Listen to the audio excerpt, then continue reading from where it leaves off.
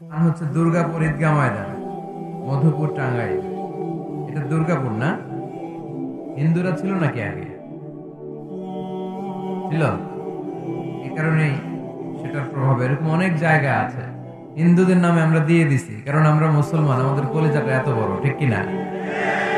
কত জায়গা যে বাংলাদেশে আছে হিন্দুদের নামে, কোনো অসুবিধা নেই। আমরা শান্তিতে থাকতে চাই। সাম্প্রদায়িক সম্প্রীতির একটা মডেল বাংলাদেশ। আমরা যখন তাফসির মাহফিল করি, ওরা তখন ঢোল বাজায় না, মন্দিরে ঘন্টা বাজায় না। আবার ওদের যখন পূজা মণ্ডপে পূজা চলে, আমরা আবার তাফসির করে এদের ডিস্টার্ব করি না, ঠিক কিনা? গোটা বিশ্বে এক নজিরবিহীন দেশ বাংলাদেশ, সাম্প্রদায়িক সম্প্রীতির দেশ। ওদের যখন পূজা হয়, আমরা মন্দির পাহারা দেই, ঠিক কিনা? ওদেরও ওদের ধর্মকর্ম পালনের অধিকার আছে। আল্লাহ রাসূল সাল্লাল্লাহু আলাইহি ওয়াসাল্লাম সব ধর্মের লোকদেরকে একসাথে থাকার সুযোগ করে দিয়েছেন। আল্লাহ রাসূল সাল্লাল্লাহু আলাইহি ওয়াসাল্লাম মদিনাতে যে ছিলেন, ওখানে যে শুধু মুসলমানরাই ছিল এমনটা নয়। ওই সোসাইটিতে খ্রিস্টান ছিল, কি ছিল? ইহুদি ছিল, পৌত্তলিক ছিল। তাদের সবাইকে নিয়ে বিষ্ণু ইসলাম একটা চার্টার করেছেন। ইতিহাসে এটাকে বলে দ্য মদিনা চার্টার, মদিনা সনদ। শান্তিতে থাকার কিভাবে চুক্তি করতে হয়, চার্টার তৈরি করতে হয়, সনদ করতে হয়, গোটা বিশ্ববাসীকে চোখে আঙ্গুল দিয়ে শিখিয়ে গেছে মুহাম্মদ সাল্লাল্লাহু আলাইহি ওয়াসাল্লাম। শান্তির পয়গাম নিয়ে এসেছেন, সবসময় শান্তি প্রতিষ্ঠার চেষ্টা করতেন, হাঙ্গামা বাজাতেন না কোথাও। ইভেন যুদ্ধের ময়দানেও ক্ষয়ক্ষতি যাতে কম হয়, he used to try to minimize the destruction in war. যুদ্ধের ময়দানে ডিস্ট্রাকশন কিভাবে কমানো যায় চেষ্টা করতেন। আক্রমণ করবেন, কিন্তু আক্রমণ করার আগে সৈন্যবাহিনীকে বলতেন, খবরদার এই খ্রিস্টানদের, এই ইহুদিদের শিশু বাচ্চাদেরকে মেরো না, তোমরা নাঙ্গা তলোয়ার পেয়ে নারীদেরকে কচুকাটা করো না, বৃদ্ধাদেরকে মেরো না, বৃদ্ধদেরকে মেরো না, ওই ধর্মের পাদ্রীদেরকে পেলে মেরো না। তোমার সাথে যুদ্ধ লাগতে এসেছিল, তারাও তলোয়ার মাটিতে রেখে দিয়ে হাত উঁচু করে যদি বলে surrender, Al Aman, I sick the security, আমি নিরাপত্তা চাই, সারেন্ডার করলাম, তাকেও মেরো না। গবাদি পশুগুলোকে হত্যা করো না, গাছপালাগুলো ভেঙে চুরে চুরমার করে দিও না। সুবহানাল্লাহ পড়েন। করতে গেছে কি? যুদ্ধ করতে গেছে কি? ওই যুদ্ধের ময়দানে আল্লাহ রাসূল সাল্লাল্লাহু আলাইহি ওয়াসাল্লামের এই শান্তির নীতি তিনি ফলো করতেন। কাকে আমরা ফলো করি? কে আমাদের নেতা? নেতারে চিনে নেন, মুহাম্মদ সাল্লাল্লাহু আলাইহি ওয়াসাল্লাম। গোটা বিশ্বকে দিয়েছেন, শুধু নেন নাই, কিছুই নেন নাই। কেঁদেছেন শুধু, আজও কাঁদেন মদিনায়, কিয়ামতের দিনও কাঁদবেন। কিয়ামতের দিন আমরা সবাই কাঁদবো, আমরা সবাই বলবো ইয়া নাফসি ইয়া নাফসি, আল্লাহ আমারে বাঁচাও, আল্লাহ আমারে বাঁচাও। নবীরাও বলবে আল্লাহ আমারে বাঁচাও। একমাত্র, শুধুমাত্র, কেবলমাত্র আমার প্রিয় নবী, আমার প্রিয় হাবিব, আমার প্যারা রাসূল সাল্লাল্লাহু আলাইহি সাল্লাম বলবেন ভিন্ন কথা। তিনি বলবেন উম্মতি উম্মতি উম্মতি, রব্বি হাবলি উম্মতি, আল্লাহ আমার গুনাহগার উম্মতকে বাঁচাও। সব নবীরা নিজেকে নিয়ে পেরেশান, সব নবীরা উম্মত ভুলে যাবে, ভুলবে না একজন নবী, তার নাম মুহাম্মদ সাল্লাল্লাহু আলাইহি ওয়াসাল্লাম। তিনি আমাদেরকে ভদ্রতা শিখিয়েছেন, শালীনতা শিখিয়েছেন, লাজুকতা শিখিয়েছেন। আমাদের এখন লাজুকতা নাই, লজ্জা শরমের মাথা খেয়েছি আমরা, তাই না? বাবা ছেলে মেয়ে বসে একসাথে হিন্দি সিনেমা দেখে, এরকম আছে না নাই? টাঙ্গাইলে আছে। তার মানে লাজ শরমের মাথা খাইছি, লজ্জা শরম নাই। আল্লাহ রাসূল সাল্লাল্লাহু আলাইহি ওয়াসাল্লাম অনেক লজ্জাশীল ছিলেন। হালিমাতুস সাদিয়া, আল্লাহ রাসূল সাল্লাল্লাহু আলাইহি ওয়াসাল্লামের দুধ মা বর্ণনা করেন যে আমি মক্কা থেকে এই কুরাইশি মুহাম্মদ শিশুটাকে নিয়ে আসলাম, 5 বছর রাখলাম, 2 বছর দুধ খাওয়ালাম, কিন্তু কখনো এই কুরাইশি ছেলেটাকে কাঁদতে দেখি নাই। ক্ষুধা লাগলে সে কাঁদতো না, ব্যথা পেলে সে না দেখতে চায় সবাই, তাই না? কথা শুনে মন ভরে না? মুসা আলাইহিস সালাম আল্লাহরে বললেন, আল্লাহ আমি তো আপনার সাথে সরাসরি ডাইরেক্টলি কথা বলি, ওয়া কাল্লামাল্লাহু মুসা তাকলিমা, without any media, without any via. Musa আলাইহিস সালাম আল্লাহর সাথে কথা বলতেন। পৃথিবীর কেউ তো আর আল্লাহর কথাটা শুনতে পায় না, আওয়াজটা শুনতে পায় না, শুধু মুসা আলাইহিস সালাম শুনতে পায়। মুসা আলাইহিস সালাম মনে মনে ভাবে আল্লাহ তাআলার কথার আওয়াজ এত সুন্দর, না জানি আল্লাহ দেখতে কত সুন্দর। এজন্য আল্লাহ তাআলার কাছে আবেদন করলেন, আল্লাহ দেখতে চাই, আমি আপনাকে দেখতে চাই। আল্লাহ বললেন লান তারানি, দেখা যাবে না। দেখা যায়? আল্লাহ তাআলাকে দেখা যায়? তিনি দৃষ্টির আয়ত্তে নন, দৃষ্টি তার আয়ত্তে, ঠিক কিনা? খেয়াল করে বুঝেন, তিনি দৃষ্টির আয়ত্তে নন, দৃষ্টি তার আয়ত্তে। কোন দৃষ্টি দিয়ে তাকে সীমায়িত করা যায় না। এজন্য দেখতে চায় মানুষ, এটা স্বাভাবিক। আপনারা দেখতে চান, কিন্তু বিশৃঙ্খলা তো করা যাবে না। বিশৃঙ্খলা করবেন না। এইদিকে অনেক জায়গা, তো এখানে ধাক্কাধাক্কি কেন করবো আমরা? এখানেও এই যে কষ্ট করে 1-1.5 ঘন্টা কি পারবেন দাঁড়ায় থাকতে? হ্যাঁ, কষ্ট হয়ে যাবে না? মাইক অপারেটর কোথায়? আর একটু স্ট্রং হইতে হবে তো, দুর্বল সাউন্ড। আলহামদুলিল্লাহ ঠান্ডা হয়েছে। এই তো পিন ড্রপ সাইলেন্ট, পিন পতন নীরবতা, কোনো আওয়াজ নাই। আলহামদুলিল্লাহ পড়ি। আমরা যেন বিশৃঙ্খলা না করি, আমরা যেন সবসময় সুশৃঙ্খল থাকি। টাঙ্গাইলের লোকজন অনেক ভদ্র, অনেক ভালো। কিছুদিন আগে একবার দিনের বেলা একটা প্রোগ্রামে আসছিলাম। ওই প্রোগ্রামে কারা কারা ছিলেন দেখি? ওরে আল্লাহ, প্রায় অর্ধেকই তো ছিল। আপনার টাঙ্গাইল জেলার বাইরে থেকে কারা কারা আসছেন দেখি? ওরে আল্লাহ, টাঙ্গাইল জেলার বাইরে থেকেও আসছেন। ময়মনসিংহ, কুমিল্লা, চাঁদপুর, কুষ্টিয়া, নড়াইল। আচ্ছা, আলহামদুলিল্লাহ। আল্লাহর মেহেরবানি যে অনেক জেলার ভাইরা এখানে একত্রিত হয়েছে একজনকে খুশি করার জন্য। আওয়াজ করে বলতে হবে, তিনি কে? আমরা এই দুনিয়াতে শুধু তাকেই খুশি করতে চাই, ঠিক কিনা? আল্লাহর খুশি ছাড়া আমরা আর কিছু চাই? আজকে এখানে এসেছি আল্লাহকে খুশি করতে, ঠিক কিনা? আমরা মাহফিলগুলো শুনবো ইখলাসের সাথে, যাতে করে এই যে এত কষ্ট করে শীতের রাত ধাক্কা ধাক্কি করে কোন রকম জায়গা পাইছি, কয়েক ঘন্টা সময় ব্যয় করতেছি, এই সময়টা যেন আমাদের কাজে লাগে, কিছু যেন শিখে যেতে পারি। আর আল্লাহ রাসূল সাল্লাল্লাহু আলাইহি ওয়াসাল্লাম বলেছেন, বাল্লিগু আন্নি ওয়ালাউ আয়া, আমার থেকে একটা আয়াত হলে অন্যের কাছে পৌঁছে দাও। সেই হিসাবে আমরা সবাই বাণী বাহক, আমরা সবাই কি আল্লাহ রাসূলের বাণীকে বহন করে নিয়ে অন্যের কাছে প্রিচ করব। যে যতটুকু জানি ততটুকু পৌঁছে দিতে হয়। আমি বেশি শিখেছি, বেশি জানি, তো আমি বেশি দিব। আরেকজন কম শিখেছে, কম জানে, সে কম দিবে। একজন শুধু জানে লা ইলাহা ইল্লাল্লাহ মুহাম্মাদুর রাসূলুল্লাহ, সে শুধু ওই কথাটা পৌঁছে দিবে। দাওয়াতি কাজ থেকে বিচ্ছিন্ন থাকার সুযোগ কারো নাই। এজন্য আমরা যা শুনবো, যা শিখবো, আমল করার নিয়তে শুনবো এবং মানুষের কাছে পৌঁছে দেওয়ার নিয়তে শুনবো, ঠিক কিনা? এজন্য শুরুতেই নিয়তটাকে খালিস করে নেন। নিয়তে গন্ডগোল তো সব জায়গায় গন্ডগোল। ইন্নামাল আ'মালু বিন্নিয়াত, মানুষের যে কোনো কাজের সওয়াব বা প্রতিদান দেয়া হয় নিয়তের উপর বেস করে। নিয়ত ভালো তো সব ভালো, নিয়ত খারাপ তো সব খারাপ। যে যে নিয়তে আসি না কেন, এখন নতুন কইরা রিনিউ করব our, let's renew our intention. চলেন আমাদের নিয়তটাকে আবার নতুন করে নবায়ন করে নেই।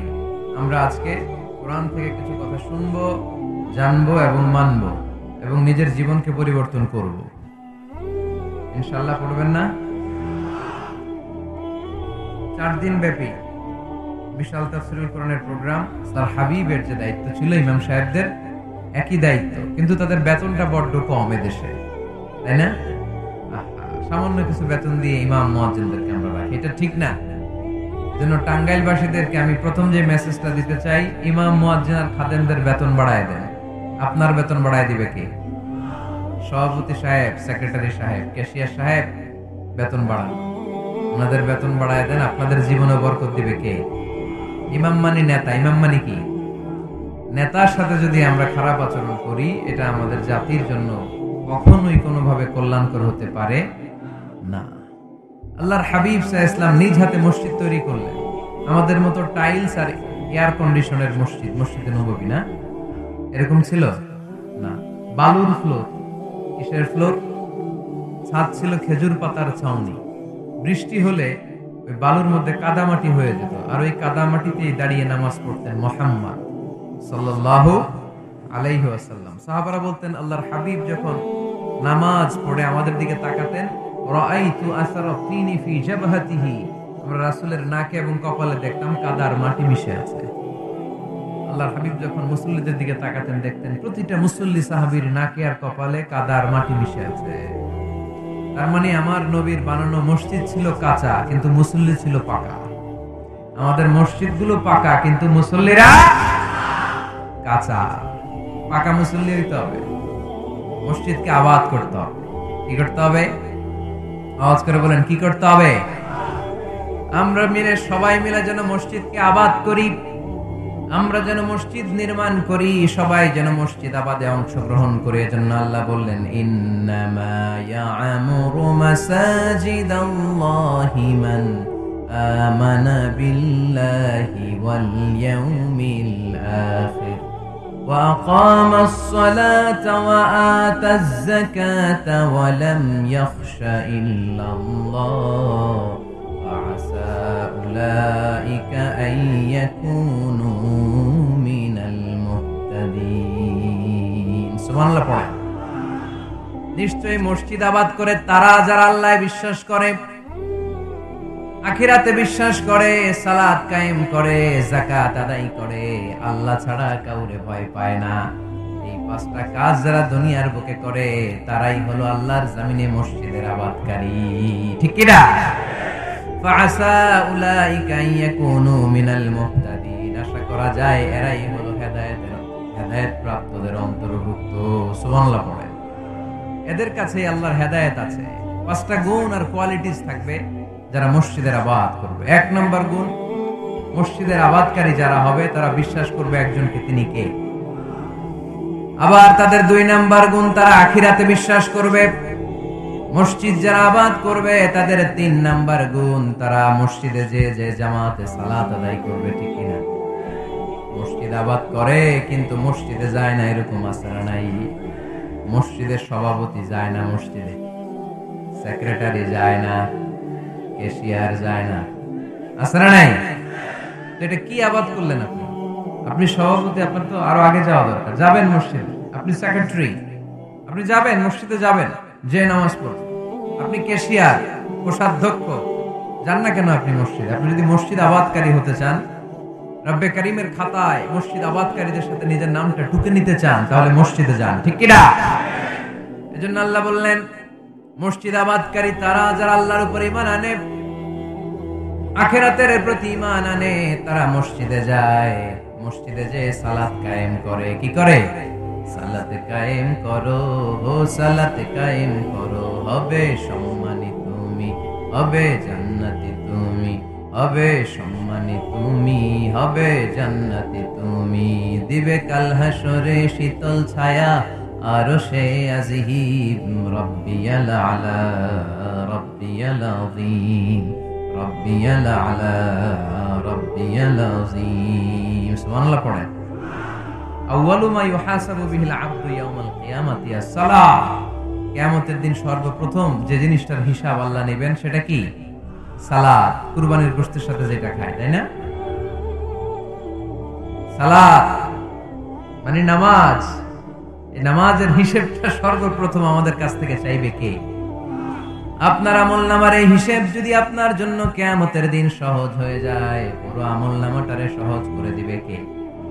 আর এই সালাতের হিসাবে যদি গন্ডগোল লাগে, সব গন্ডগোল লাগাই দিবে কে?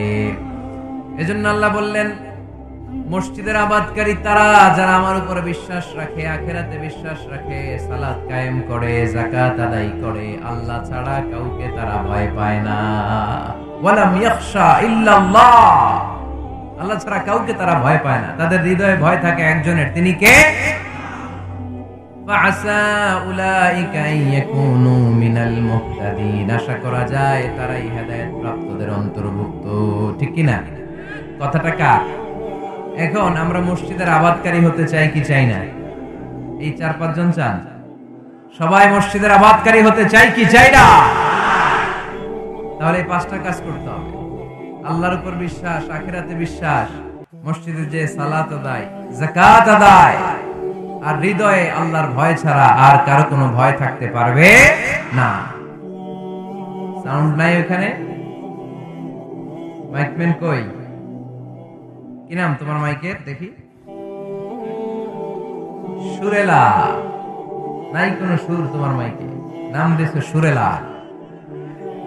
মতিঝিলে মতি নাই, আছে শুধু জিল। সোনার গায়ে সোনা নাই, আছে শুধু বিল। তোমার মাইকে সুর নাই, নাম দিয়েছো সুরেলা। সুর দাও, এদিকে একটু সুর দিয়ে দাও, একটু সাউন্ড দিয়ে দাও, একটু স্ট্রং করে দাও। সুরেলা, সুন্দর নাম দিয়েছো তুমি। আমার নবীর কণ্ঠ ছিল বড় সুরেলা, ঠিক কিনা? রাসূল সাল্লাল্লাহু আলাইহি ওয়াসাল্লামের কণ্ঠের তেলাওয়াত শুনে কাফের মুশরিকগুলো পাগল হয়ে যেত, অস্থির হয়ে যেত, এত সুন্দর কণ্ঠ কি করে হয়। এবং রাতের বেলা লুকিয়ে লুকিয়ে আল্লাহর হাবিবের তেলাওয়াত শুনতে যেত। সুবহানাল্লাহ পড়বেন না? হইছে? সুরেলা হইছে? হইছে, আলহামদুলিল্লাহ। তাহলে আমরা সবাই মসজিদ আবাদ করতে চাই। টাঙ্গাইলের ভাইরা আজকে আমাকে বললো যে মসজিদ নাকি আজকে আপনারা আবাদ করবেন। রাজি আছেন তো সবাই? খেয়াল রাখবেন, ইসলামে মসজিদ এটা সবার নাকি আওয়ামী লীগের, বিএনপির, জাতীয় পার্টির, জামাত ইসলাম, পীরের মুরিদ, তাবলীগের ভাই? কাদের? চিল্লায় বলেন কাদের? অনেক জায়গায় দেখেন মসজিদ বানায় আহলে হাদিস জামে মসজিদ। কেন আহলে হাদিস জামে মসজিদ হবে কেন? আবার অনেক জায়গায় হানাফি জামে মসজিদ। কেন? সমস্যা কি আপনাদের? ভাগ করেন কেন? আল্লাহ রাসূল আসছে মিলাইতে, আমরা খালি কোপায়া কোপায়া ভাগ করে দেই। না, ভাগ করবেন না, সবাই সব মসজিদে ঢুকতে দিবেন। আহলে হাদিসের ভাইরা হানাফি ভাইদের সাথে মসজিদে সালাত করবে, হানাফি মাযহাব যারা মানে তারা আহলে হাদিসের ভাইদের সাথে সালাত আদায় করবে। ঠেলাঠেলি আছে? কাবা ঘরের সামনে কেউ এইভাবে বুকে বাঁধে, আল্লাহু আকবার, এইভাবে দেখছেন না? কেউ এইভাবে, আবার হানাফিরা এইভাবে। মালিকিদের কিছু লোক আছে এরা বাঁধেই না, ছেড়ে রাখছে। কি করবি কর, বাঁধনো না এভাবে, এবার কিছু করারও নাই, এরা ছেড়ে দিয়ে নামাজ পড়ে। আল্লাহর ঘর এখানে, প্রতিটা নবীর পদ ধুলি লেগেছে যেই মক্কায়, প্রিয় হাবিবের শ্বাস প্রশ্বাস এখনো মিশে আছে এই কাবা ঘরে। আল্লাহর ঘর কাবা বাইতুল্লাহ, ওখানে দাঁড়িয়ে কেউ এখানে, কেউ এখানে, কেউ এখানে, কেউ বাদেই না, কেউ আমিন জোরে, কেউ আসতে। কোনো ঠেলাঠেলি আছে? বাংলাদেশের ঠেলাঠেলিটা আনলো কে? কেন এই ঠেলাঠেলিটা করেন? কথা কি বুঝেন? ঠেলাঠেলির দিন শেষ, ঐক্য গড়ার বাংলাদেশ। চিল্লায় বলো ঠিক কিনা? আমরা ঐক্য চাই। অনেক ভুল বুঝানো হয়েছে আমাদেরকে, অনেক ন্যারো মাইন্ডেড বানিয়ে রাখা হয়েছে। সংকীর্ণতার দিন শেষ, পরিবর্তন হতে শুরু করেছে। মানুষ এখন অনেক চালাক। জনগণের ধোঁকা দেওয়া, তাওহীদপন্থী মুসলমানদের গোজামিল দিয়ে বুঝ দেওয়ার দিন শেষ। জোরে বলেন ঠিক কিনা? যেটা বলবেন কোরআন সুন্নাহর আলোকে বলবেন। ইসলাম এসেছে মিলানোর জন্য, তা আপনি পিস পিস করেন কেন? আল্লাহ আপনারা পিস পিস করে ফেলবে। সবাই ভাই ভাই, মসজিদ সবার। 60 জন খ্রিস্টান পাদ্রী নাজরান থেকে এসেছে আল্লাহর হাবিবের সাথে দেখা করতে। জায়গা নাই, কই বসতে দিবে? কোনো জায়গা না পেয়ে 60 জন খ্রিস্টানের জন্য আল্লাহর হাবিব সাল্লাল্লাহু আলাইহি ওয়াসাল্লাম মসজিদে নববীর দরজা খুলে দিয়ে খ্রিস্টানদেরকে মসজিদে ঢুকতে দিয়েছে। মসজিদে নববীতে খ্রিস্টান ঢুকতে পারে, আর আমাদের আহলে হাদিস মসজিদে হানাফি ভাইরা ঢুকতে পারে না। হানাফি ভাইদের মসজিদে আহলে হাদিসের ভাইরা ঢুকতে পারে না। এটা আপনি পেয়েছেন কোথায়? কেন করেন এগুলো? বাদ দিয়ে দেন। আমরা সবাই এক। চিল্লায় বলেন ঠিক কিনা? আপনারা কি ঐক্য চান নাকি কিলাকিলি করবেন? আমরা কিলাকিলি চাই, বিভেদ চাই, হিংসা চাই, আর কোন ঝগড়া মারামারি চাই? আমরা চাই ঐক্য। চিল্লায় বলেন কি চাই? আল্লাহ তুমি ঐক্য প্রতিষ্ঠার তৌফিক আমাদেরকে দান করো। আর জোরে বলে আমিন। এজন্য আল্লাহ বললেন ইন্নামা ইয়ামুরু মাসাজিদাল্লাহ, যারা আল্লাহয় বিশ্বাসী, নামাজ পড়ে, যাকাত দেয়, আল্লাহরে ভয় করে, তারাই মসজিদের আবাদ করে। উমরানুল মাসাজিদ, কেমন করে মসজিদের আবাদ করবেন? 1 নাম্বার, মসজিদ নির্মাণের মাধ্যমে মসজিদের আবাদ হয়, ঠিক কি না? আল্লাহর হাবিব বললেন, মান বানা লিল্লাহি বাইতান মিন মালিহি বানাল্লাহু লাহু বাইতান ফিল জান্নাহ। নিজের অর্থ ব্যয় করে যে দুনিয়ার বুকে মসজিদ বানায়া দেয়, আল্লাহ তার জন্য জান্নাতে ঘর বানায়া দেয়।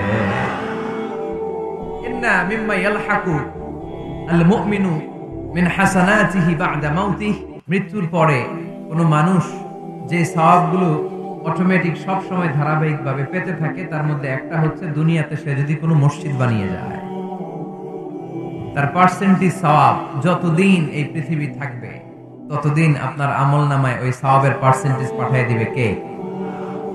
তার মানে মসজিদ আবাদের 1 নাম্বার পদ্ধতি মসজিদ বানানো, মসজিদ আবাদের 2 নাম্বার পদ্ধতি বারবার মসজিদে যাওয়া, মসজিদে যে জামাতে সালাত আদায় করা। মসজিদের সাথে সম্পর্কের দরকার আছে না নাই?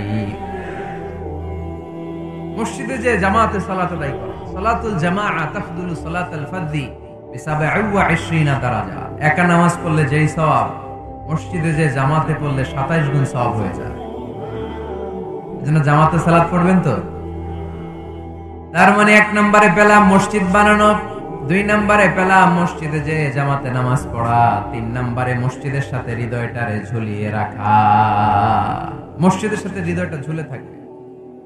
7 শ্রেণীর ব্যক্তিকে আল্লাহ তাআলা কিয়ামতের দিন আরশের নিচে ছায়া দিবে। এর মধ্যে 1 শ্রেণীর ব্যক্তি ওই ব্যক্তি যে ব্যক্তির হৃদয়টা সবসময় মসজিদের সাথে ঝুলে থাকে, লেগে থাকে। জোহরের নামাজ পড়ে খালি টেনশন, কিরে আসরের সময় কখন হবে।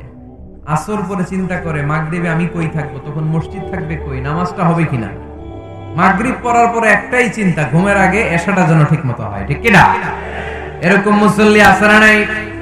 আল্লাহর হাবিব বললেন, যারা সব সময় হৃদয়টারে মসজিদের সাথে এইভাবে লাগিয়ে রাখে, আরশের নিচে তাদেরকে সেদিন ছায়া দিবে কে? আল্লাহর আরশের ছায়া ছাড়া ওই দিন আর কোনো ছায়া থাকবে নাকি? আকাশের সূর্য মাথার কাছে নেমে আসবে, জমিনটারে তামার জমিন বানিয়ে দেওয়া হবে, জিহ্বাটা তৃষ্ণার চোটে বের হয়ে নাভি পর্যন্ত কুকুরের মতো ঝুলতে থাকবে, মানুষগুলো চিৎকার মারবে, কোনো ছায়া নাই আরশের ছায়া ছাড়া। ওই আরশের ছায়ার নিচে ওই ব্যক্তিকে আল্লাহ ছায়া দিবেন যার হৃদয়টা মসজিদের সাথে লেগে থাকে, সবসময় মসজিদের সাথে মনটা পড়ে থাকে। এরকম আছে না নাই? মসজিদে বারবার যেতে চায়। মসজিদে যাওয়ার জন্য যতগুলো কদম ফেলবেন, প্রতিটা কদমে আপনার মর্যাদা 1 স্ট্যাটাস 1 তলা বাড়ায় দেয় কে? গুনাহগুলো মাফ করে দেয় কে? আবার মসজিদে যদি কোনো দিনই হালাকায় বসেন, আল্লাহর রহমত চারদিক থেকে আপনারে বেষ্টন করে ফেলে, আল্লাহর ফেরেশতারা আপনাদের জন্য দোয়া করতে থাকে। তাহলে মসজিদ আবাদের 1 নাম্বার নমুনা হলো মসজিদ বানানো। মসজিদকে আবাদ করার 2 নাম্বার নমুনা হলো মসজিদে জামাতের সাথে সালাত আদায় করা। মসজিদ আবাদের 3 নাম্বার নমুনা হলো হৃদয়টা মসজিদের সাথে ঝুলিয়ে রাখা। মসজিদ আবাদের 4 নাম্বার নমুনা হলো নিজ হাতে মসজিদকে পরিষ্কার পরিচ্ছন্ন রাখা। মসজিদ ঝাড়ু দিচ্ছেন কে কে? দেখি হাত তোলেন। প্রত্যেকদিন দেন? আলহামদুলিল্লাহ, আলহামদুলিল্লাহ। এটা সাইয়েদনা ইব্রাহিম আলাইহিস সালাম আর ইসমাঈল আলাইহিস সালামের ডিউটি ছিল। ডিউটিটা দিছিল কে? চিল্লায় বলেন কে? আল্লাহ বললেন, তাহহিরা বাইতিয়া লিত-তাইফিনা ওয়াল আকিফিনা ওয়ার রুকআইস সুজুদ। মসজিদেরি ঝাড়ু বারদার ও কামারে হাত শোনো আমার মুনাজাত। পড়েন, শোনো শোনো ইয়া ইলাহি আমার মুনাজাত, শোনো আমার মুনাজাত। পড়েন আমিন। খাদেম ঝাড়ু দিল কিনা? মসজিদের ফ্লোর মুছলো কিনা? মুয়াজ্জিন হুজুর মসজিদ ঝাড়ু দিল কিনা? মসজিদে বালু আছে কিনা? সবাই যে চেক করে।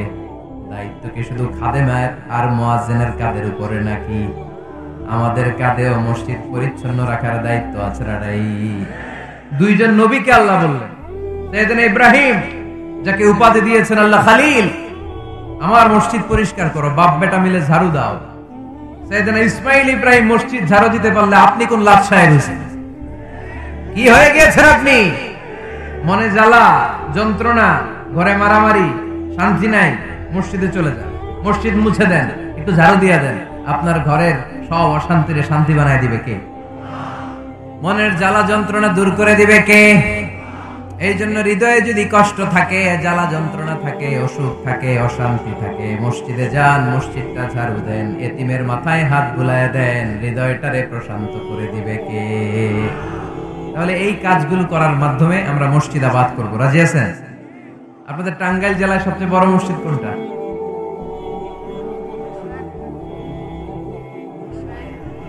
201 গম্বুজ। কই এটা?